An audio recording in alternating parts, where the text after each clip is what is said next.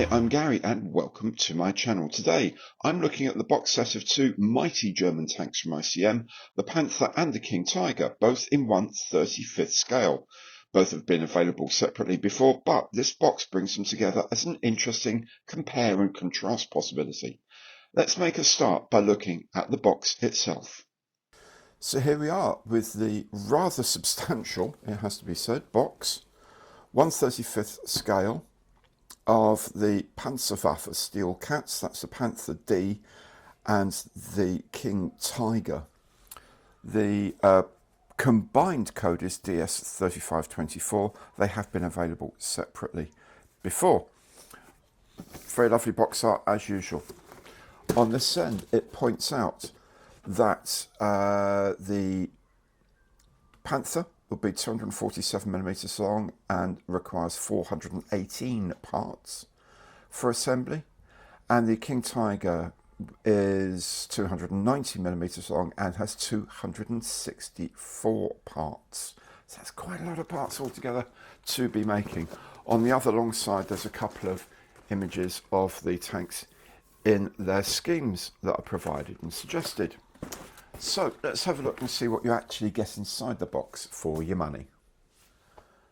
Okay, taking the box lid off can be quite the thing. Just take it gently, gently, gently, gently, gently, and it will come off. There we go. Reveals underneath a large cardboard box with a flip top lid with the kits inside. Now there's one box here. Packet rather, another packet here, and the instructions for both, and a little thing in here about the ICM paints that are available. Now inside each of these instructions there is normally a decal sheet as well, but we'll have a look at all these bits and pieces in a bit more detail now. Starting with the Panther, and there are two frames A. These have all of the road wheels, parts of suspension, exhausts, towing cables and so on, and two sets of them.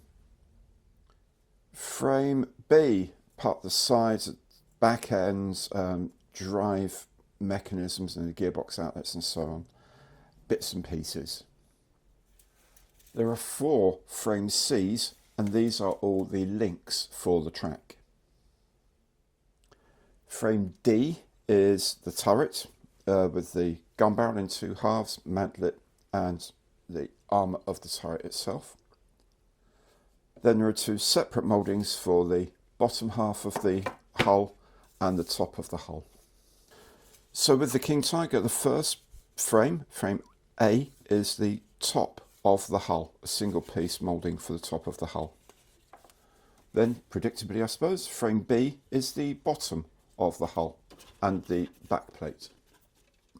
So what's actually moulded as frame C and then broken off so it fits in the box are the sides of the hull, the base of the turrets, some hatches here, the breech of the gun at this end, and then here is the top of the turret and a few other bits and pieces here. Then there were four frames D for Delta here, and these are all of the road wheels, some exhaust parts, some ancillary items as well. Frame E, the largest frame here, is largely concerned with the gun barrel here is in two halves, parts of the top of the hull, lots of hatches, a mantlet for the gun, top hatches for the turrets, tow ropes and other bits and pieces around here as well. Then finally part F are these four track components. There's two per side, so they sort of clip together here somehow, line up and clip together, and so there's a pair for each side obviously. For both the kits, the plastic has been recast recently, so it's modern ICM plastic, which is good because the plastic itself is nice to use. It's relatively sharp moulding, which is excellent. And the moulds for the King Tiger are lovely. The Panther, not quite as detailed as this. For example, on the King Tiger here, you can see the welding pattern here, which is really nice. You can't see that on the Panther, but maybe it didn't exist on the Panther, I don't know. But all of the lines look sharp, all the relief is clear, and there's a lot to pick out if you want to with weathering and panel line washing and so on and so forth. They look really, really nice.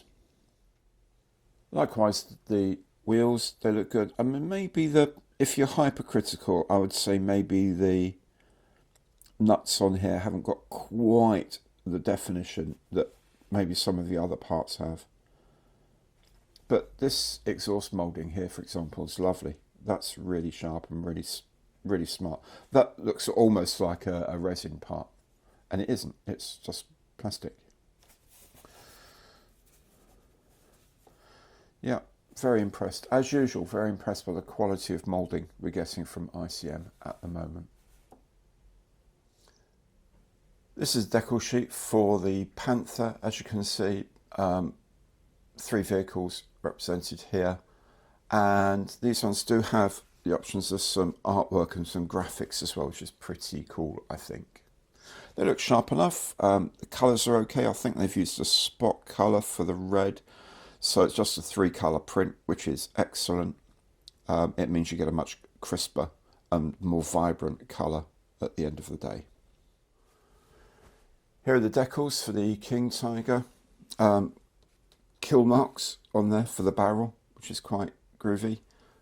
The colours are nice and rich. They look quite cool. I'm not quite sure about the blue in the middle of the colours here. I suspect that might be 3-colour printed, which means it will be a little bit less vibrant perhaps, but I don't know what the original was like, so it's difficult to say. The yellows look good, the reds look good, and they look sharp, which is also quite important, of course. The instructions are fairly basic. These are quite old instructions. You can tell that because these things are in English and in Russian, whereas of course now they'll be English and Ukrainian. There's no sort of background to the vehicle at all. Normally now you'd have a bit of blurb on the front, as we'll see in a bit later about these. So at the front of this instruction set, there are the frame layouts here, and then we're straight into the constructions. These are not as good as current ICM instructions. They're okay, they're not bad, but they're not as good as modern ones. All mono with some spot colour for the bits and pieces, and order in which to do things, and colour call-outs are here in the letters are colour call-outs, like D for the rubber black, for example. Yeah, it's all pretty straightforward looking, at least. Most of it's just sort of put together. The one thing that's going to be a bit of a pain is going to be the tracks, because it's not link and length, they're individual links. There's no template for them, so you just got to hope that when you glue them together, they're going to all fit in the right place. But, that's the way model making has been for a long time.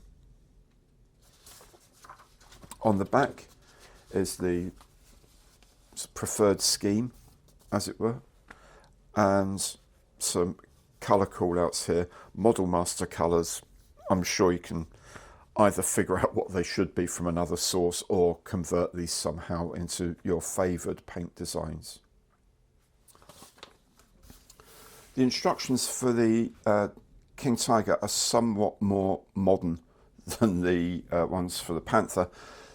You have a reprise of some art. You have information about the tank, its history, and some data in both Ukrainian and in English. The colour call-outs at the bottom here are in ICM zone colours, and you can go online to convert these into other colour forms. Of course, you can just choose your own colours, whatever you feel is right for the vehicle. Inside here we have the layouts of all the frames, as usual. And then we go into the instructions, which as you can see are a lot more compartmentalised, which is the modern ICM way of doing things. The drawings are still, of a type, they're still sort of line drawings essentially, but I think these work a lot more clearly than the ones on the Panther. So there's quite a lot to do with this vehicle. I guess by the end of it, you're probably quite happy that the track is actually like a two-piece rubber thing. You haven't got to make the links for the track as well. But there are lots of things to do, lots of detailing to put on. Very good. And a drawing of how it should look at the end. And then, of course, schemes. This one looks really good with the white spray on top for winterizing, and then a vehicle from Danzig in 1945, obviously a post-Thor tank, and then the multicoloured schemes here from 1944, slightly earlier, from the Ardennes offensive. There it is, a very interesting pair of models, especially to compare the individual link versus pre-moulded rubber approach to moulding the tracks. If you enjoyed the video, please do remember to give it the imperial thumbs up, hit the notification bell and subscribe to the channel. It's free and a great way to show your support. Thanks very much for watching and goodbye.